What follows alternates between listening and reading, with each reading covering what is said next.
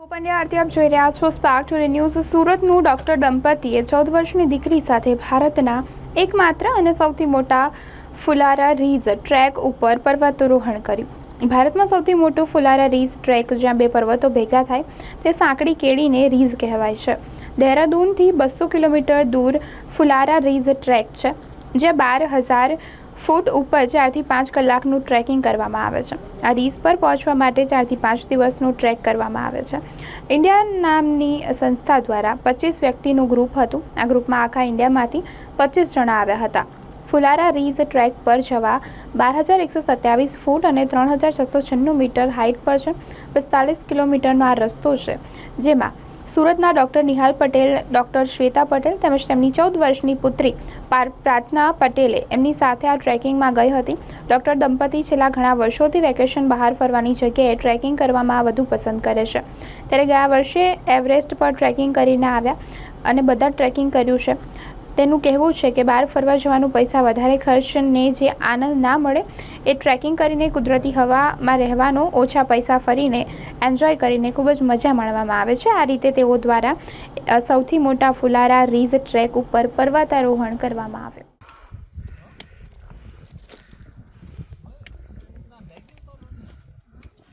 Hello,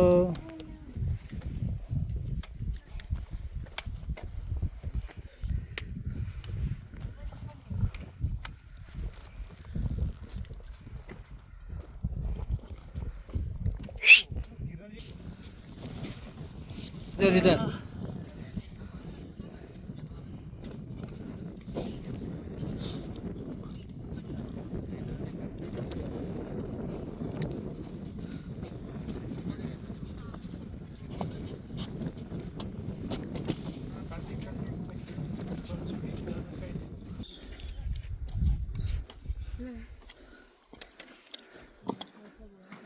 ऐसे एक shoes आ गया था, एक घड़ी आ गया था। देखो मुझे पकड़ते हम लोग वैसे।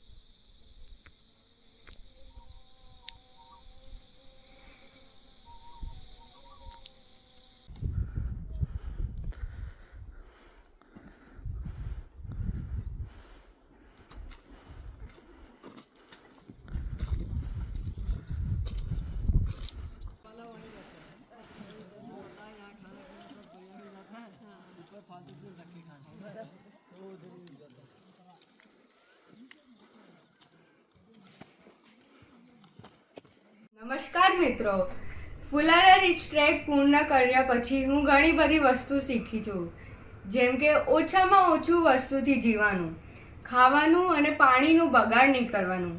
આપણે જ્યારે પણ ફરવા જઈએ તો આપણે 8-10 જોડી કપડાં લઈ જાય, બટ ટ્રેકિંગમાં તમે 2-3 જોડીથી જ 5 અને વધારે દિવસ સુધી રહી શકો છો।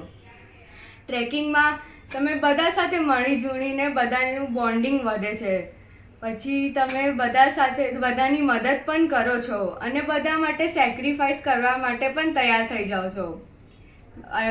મોટા ગ્રુપ સાથે તમે બીજા લોકોથી પણ ઘણી બધી નવી વસ્તુ શીખો છો, જેમ કે મારા 25 જણાના ગ્રુપમાં હું શિવાંગભાઈ પાસેથી ફાઇનાન્સના બારેમાં શીખી, મમતાબેન પાસેથી યોગાના બારેમાં શીખી, રઘુભાઈ સાથે હું હ્યુમર શીખી અને હિકેતભાઈ સાથે હું ફિલોસોફી શીખી।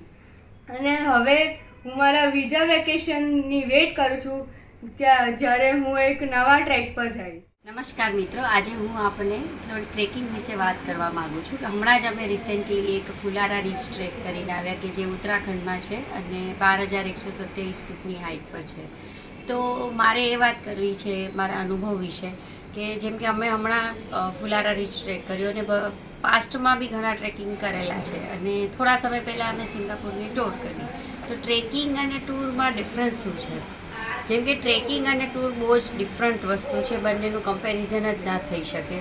હું ફુલારા રીઝ ટ્રેકના જે હમણાંના મારા અનુભવ વિશે વાત કરું તો નેચર બ્યુટી ખૂબ જ સારી છે। ત્યાં એટલા સારા વિડોઝ છે, ફ્લાવર્સની વેલીઓ છે આખા ટ્રેક દરમિયાન અમને કોઈ પણ દુકાનો, ટ્રાફિક કે મોટરસાઇકલો કે બીજા કોઈ લોકો આ કશું જ અમને જોવા નથી મળ્યું.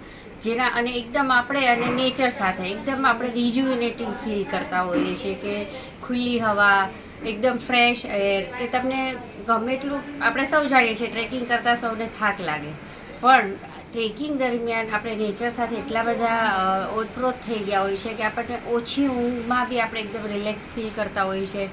ચડવાના થાક સાથે સાથે કુદરતી જે બ્યુટી છે એને માણવાનો આનંદ જ એટલો હોય છે કે આપણને કોઈ થાક ફીલ નથી થતો. અને આપણે જે કુદરતના અલગ અલગ નજારો છે, વેલીઝ છે, માઉન્ટેન્સ છે, મીડોઝ છે, એનો આનંદ માણતા માણતા આગળ વધતા હોઈએ છીએ.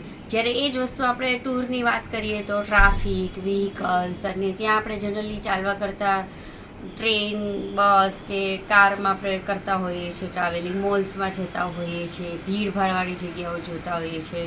ટ્રેકિંગમાં અમને ભલે સાદું પણ બહુ સરસ ભોજન આપવામાં આવે છે, સાત્વિક ભોજન આપવામાં આવે છે. હાઇડ્રેશન મેન્ટેન કરવા માટે અલગ અલગ ઠંડા પીણાઓ પણ પ્રોવાઈડ કરવામાં આવે છે, જે કોલ્ડ ડ્રિંક્સ નથી પણ જેમ કે લીંબુ પાણી છે, આમ પાણી છે, આ રીતે. એ જ રીતે આપણે જ્યારે ટૂર પર હોઈએ છીએ તો જંક ફૂડમાં વધારે, જેમ કે આપણે સ્મૂધીઝ છે, પીઝા, બર્ગર કે એ બધામાં વધારે જતા હોઈએ છીએ. તો ટૂર અને ટ્રેકિંગ બંનેમાં ખૂબ જ ડિફરન્સ છે. હું જરૂરથી તમને એમ કહીશ કે એકવાર ટ્રેકનો આનંદ લો, ખૂબ જ મજા આવશે તમને. તમે રિજ્યુનેટેડ ફીલ કરશો, તમને કુદરતી જે બ્યુટી છે એ માણવાનો તમને મોકો મળશે. અને એકવાર તમે ટ્રેકિંગમાં જશો પછી તમે વારંવાર ટ્રેકિંગમાં જવાનું પ્રિફર કરશો. અને સૌથી મોટો હવે ખર્ચ, ટ્રેકિંગમાં ઓછા ખર્ચે આપણે વધારે રિલેક્સ થઈએ છીએ અને કુદરતી સાનિધ્યનો આનંદ માણીએ છીએ. જ્યારે ટૂરમાં આપણે વધારે ખર્ચો કરીએ છીએ અને છેલ્લે અંતે બી આપણે એ જ વસ્તુ જે આપણે આપણા ઘરે અને સિટીમાં કરી રહ્યા છીએ એ જ આપણે બીજી જગ્યાએ કરી રહ્યા છીએ. તો મિત્રો ચોક્કસપણે એકવાર ટ્રેકિંગનો આનંદ લો. Thank you.